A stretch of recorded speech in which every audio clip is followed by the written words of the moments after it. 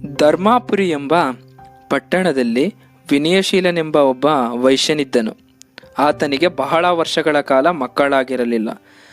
ದೇವರು ದಿಂಡುರುಗಳಿಗೆ ಹರಕೆ ಹೊತ್ತ ಮೇಲೆ ಈಶ್ವರನ ವರಪ್ರಸಾದದಿಂದ ಅವನಿಗೆ ಒಬ್ಬಳು ಮಗಳು ಹುಟ್ಟಿದಳು. ಅವಳಿಗೆ ಇಂದ್ರಪ್ರಭೆ ಎಂದು ನಾಮಕರಣ ಮಾಡಿ ಅವಳನ್ನು ಬಹಳ ಅಕ್ಕರೆಯಿಂದ ಸಾಕಿದನು. ಅವಳು ಬೆಳೆದು ದೊಡ್ಡವಳಾದಳು. ರೂಪದಲ್ಲಿ ಅವಳು ರತಿಯನ್ನು ಮೀರಿಸುವಂತಿದ್ದಳು. ಅವಳನ್ನು ಮದುವೆಯಾಗಲು ಶ್ರೀಮಂತ ವ್ಯಾಪಾರಿಗಳು ನಾಮುಂದು ತಾಮುಂದು ಎಂದು ಬಂದರು. ಆದರೆ ಇಂದ್ರಪ್ರಭೆ ತಾನು ಯಾರನ್ನೂ ಮದುವೆಯಾಗುವುದಿಲ್ಲವೆಂದು ಹೇಳಿ ಎಲ್ಲರನ್ನೂ ಹಿಂದಕ್ಕೆ ಕಳಿಸಿದಳು. ತಂದೆ ವಿನಯಶೀಲ ಮಗಳಿಗೆ ಎಷ್ಟೆಷ್ಟೋ ರೀತಿಯಲ್ಲಿ ಬುದ್ಧಿಮಾತು ಹೇಳಿದರೂ ಅವಳು ಕೇಳಲಿಲ್ಲ. ಆದುದರಿಂದ ಅವನು ಮಗಳ ವಿವಾಹದ ಪ್ರಯತ್ನವನ್ನೇ ಕೈಬಿಟ್ಟನು. ಆ ಸಮಯದಲ್ಲಿ ಧರ್ಮಾಪುರಿಯಲ್ಲಿ ಕಳ್ಳರ ಕಾಟ ಶುರುವಾಯಿತು. ರಾತ್ರಿ ಬೆಳಗಾಗುವುದರಲ್ಲಿ ಕಳ್ಳರು ಯಾರಿಗೂ ತಿಳಿಯದ ರೀತಿಯಲ್ಲಿ ಮನೆ ಮಂದಿರಗಳಲ್ಲಿರುವ ವಸ್ತುಗಳನ್ನು ದೋಚುತ್ತಿದ್ದರು. ಅದನ್ನು ನೋಡಿ ಆ ದೇಶದ ರಾಜ ಮಾರುವೇಷ ಧರಿಸಿ ರಾತ್ರಿ ರಾಜ್ಯದಲ್ಲಿ ಸಂಚರಿಸುತ್ತಾ ಕಳ್ಳರನ್ನು ಹಿಡಿಯಲು ಪ್ರಯತ್ನಿಸತೊಡಗಿದ.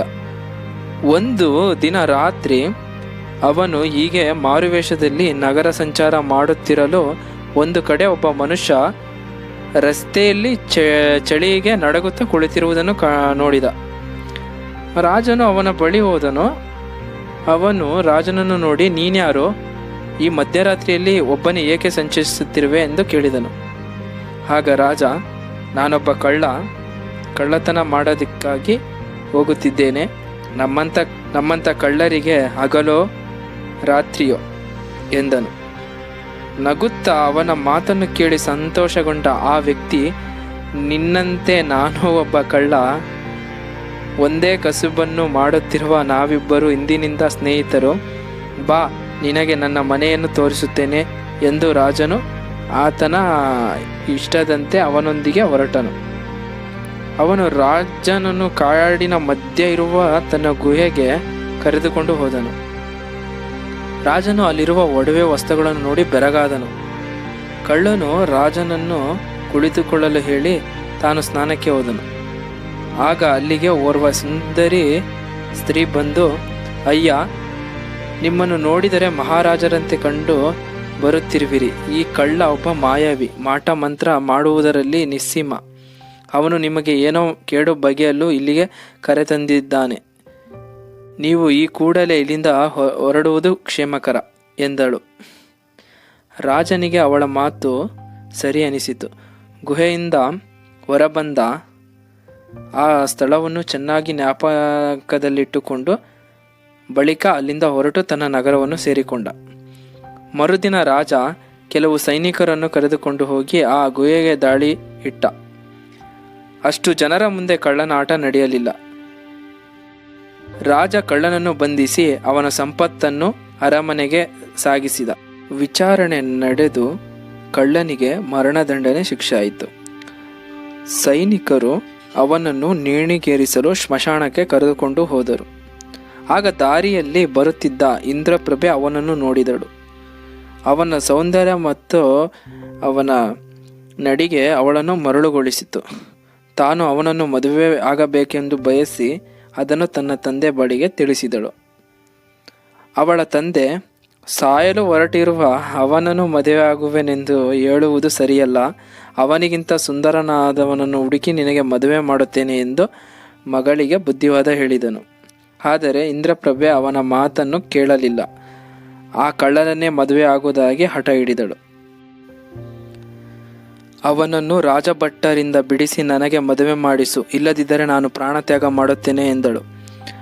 ಏನು ಮಾಡಲು ತೋಚದೆ ರಾಜನ ಬಳಿಗೆ ಹೋಗಿ ತನ್ನ ಮಗಳ ಬಯಕೆಯನ್ನು ತಿಳಿಸಿದನು.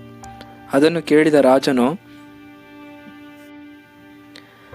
ಜನರಿಗೆ ಸದಾ ತೊಂದರೆ ನೀಡುತ್ತಿರುವ ಆ ಕಳ್ಳನನ್ನು ಬಿಡಲು ಸಾಧ್ಯವಿಲ್ಲ. ನಿನ್ನ ಮಗಳಿಗೆ ಬೇರೆ ಗಂಡನ್ನು ಹುಡುಕಿ ಮದುವೆ ಮಾಡು ಎಂದು ಹೇಳಿ ವ್ಯಾಪಾರಿಯನ್ನು ಕಳಿಸಿದ. ವ್ಯಾಪಾರಿ ಅದನ್ನು ಬಂದು ತನ್ನ ಮಗಳಿಗೆ ತಿಳಿಸಿದ. ಹಾಗಾದರೆ ನಾನು ಅವನ ಚಿತೆಗೆ ಹಾರಿ ಪ್ರಾಣತ್ಯಾಗವನ್ನು ಮಾಡುತ್ತೇನೆ ಎಂದು ಹೇಳಿ ಸ್ಮಶಾನದತ್ತ ಓಡಿದಳು. ವ್ಯಾಪಾರಿ ಅದನ್ನು ನೋಡಿ ತಾನು ಸ್ಮಶಾನದತ್ತ ಹೊರಟ. ರಾಜಭಟ್ಟರು ಕಳ್ಳನ ಕುತ್ತಿಗೆಗೆ ಹಗ್ಗದ ಕುಣಿಕೆಯನ್ನು ಹಾಕಿ ಇನ್ನೇನು ಎಳೆಯಬೇಕು ಎನ್ನುವಾಗ ಇಂದ್ರಪ್ರಭೆ ಅಲ್ಲಿಗೆ ಬಂದು ಗೊಳೋ ಎಂದು ಅಳತೊಡಗಿದಳು.